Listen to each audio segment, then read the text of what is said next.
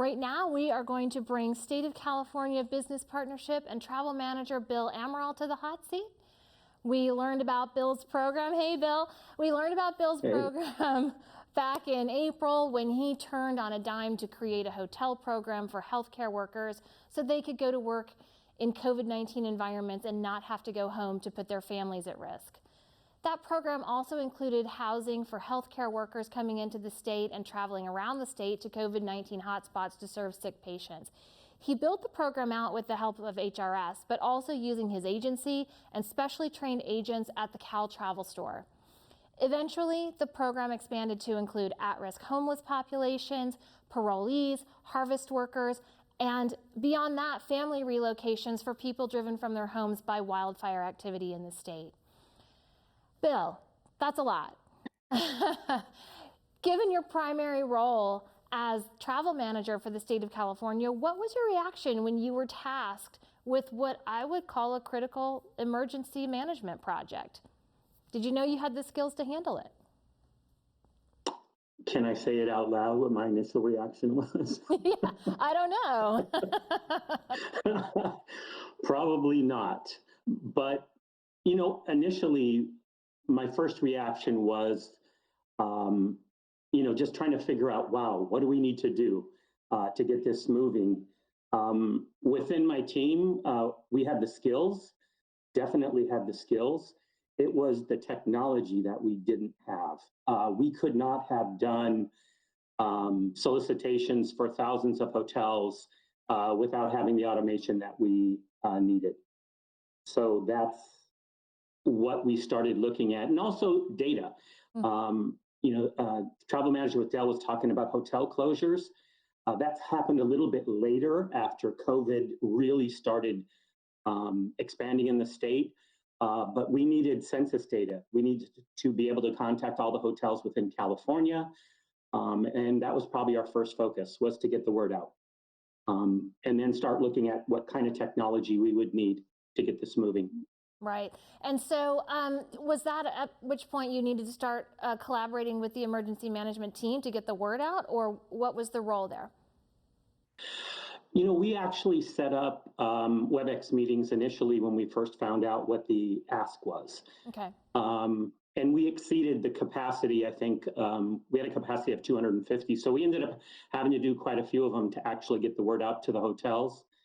And we worked in conjunction with the Office of Emergency Services, the California Department of Public Health, to get estimates of how many healthcare workers we were looking at, right, and what the hotspots were in California. Great. At the time. And what was the initial ask for you, and what did they want you to do for healthcare workers, and how did that original ask continue to grow as state emergencies began to overlap? Because you started with healthcare workers and getting estimates for the number of healthcare workers, but then it was bringing in healthcare workers from out of state, and then it evolved to the homeless population and those people being at risk, and that was a number that you had to manage as well, and all different sort of levels of housing down the line. And to my understanding, Bill, the state of California didn't even have a hotel program at the time. What did you do? The original ask was for 22,000 room nights, and it was going to be limited to, I think there was probably about a half a dozen hotspots in California at the time. Mm-hmm. This was back in April. Yeah. Mind you, and then within, God, I wish I knew the exact days, but within a couple weeks, it expanded to 434,000 room nights in all 58 counties. Yeah. And has continued to grow in room nights. And then fast forward to August, and the state catches on fire. And that's when we started seeing how the COVID-19 pandemic impacted congregate sheltering that was going to be needed for the fires. At that time, too, they were looking at other groups of people that were going to need to be protected. So I think it was Project Room Key came up for homeless. Mm-hmm. We had Project Hope for parolees that were getting paroled during their quarantines and would have to be quarantined after they were released from prison. Then we had hotels for the harvest, which would be anybody working in those industries, meatpacking plants, you name it. And then add on top of that, California started burning Right. in August and just kept burning. And while it was burning, the pandemic was also Right. spreading and burning in the state. So, the team actually, we ended up having to bring staff in from other business units within the department. I think we brought in another 18 people just to get things going because we actually, as the state was burning, we had to secure lodging in those areas, based on looking at forecasts of where the fire was going. And it was the same with the pandemic, is trying to figure out where's it going to go. And then after a while, it's everywhere. That's great. Thank you so much, Bill. And when you went out to that negotiation with all of those different hotels, how did you approach them from you needed specific requirements for cleanliness because of the COVID crisis, but you also had to really be judicious about taxpayer dollars and cost requirements. How did you balance all of those things? We looked at ADR, and because of COVID, the average daily rates bottomed out. But for the healthcare workers, we had to take into consideration, if they were going to be on a long-term assignment, we didn't want to have to worry about like a high parking charge. Because if they're going to be there for 6 months, that would have to come out of their pocket because the state was just paying room tax and resort fees. So, we looked at cleanliness, how they were doing cleaning. We looked at HVAC, if it was individual rooms. We even got into, we had to figure out how close they were to hospitals. So we had to pull the data from locations of all the healthcare facilities in relation to the hotels that we were going to be negotiating with.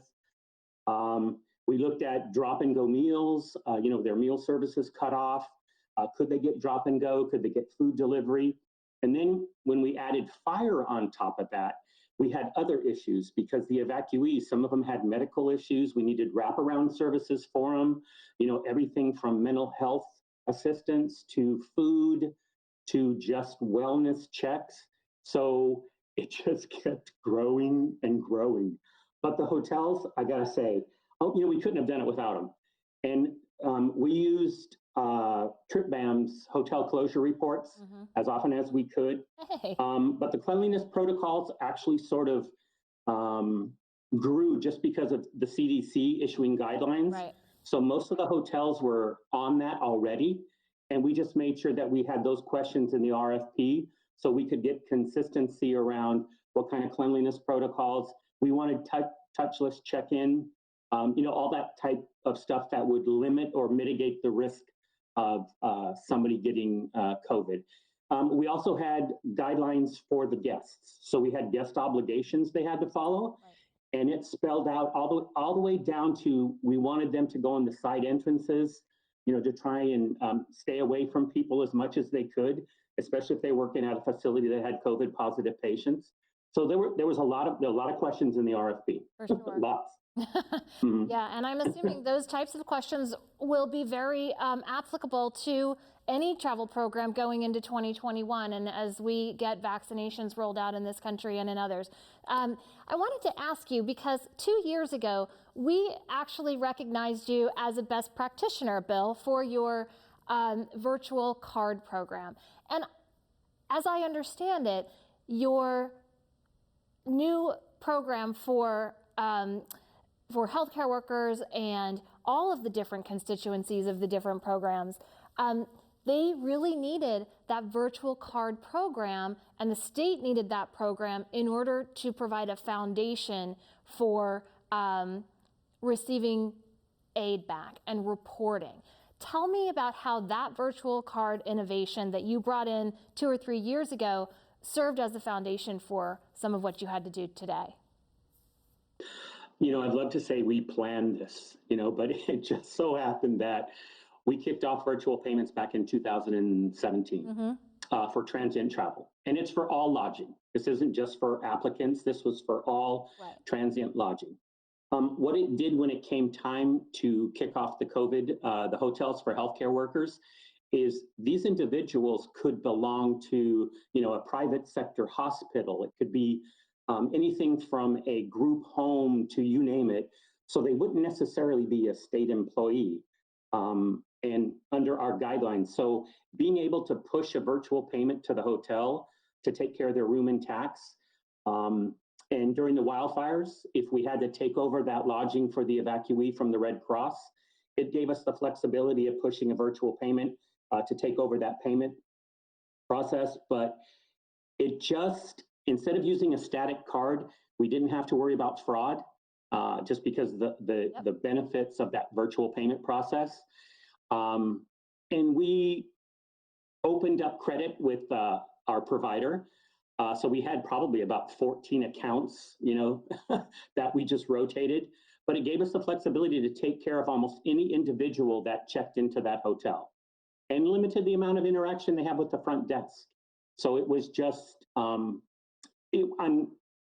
so grateful we actually had it in place because I couldn't imagine being able to do something of this magnitude without having a virtual payment process in place. And how about the data reporting and getting it to FEMA?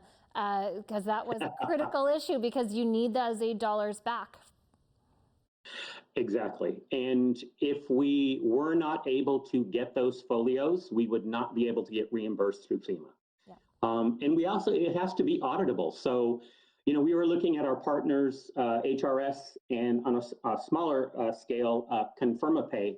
HRS chases the folios for us. We have about a 96% match rate out of the gate. Oh, that's great. So the rest we actually have to go chase, which is, we work on some of the hotels to get them to do that. But we need that data for reimbursement. And if we don't have the folio also, we can't pay that bill because we have to, like I said, do 100% folio match.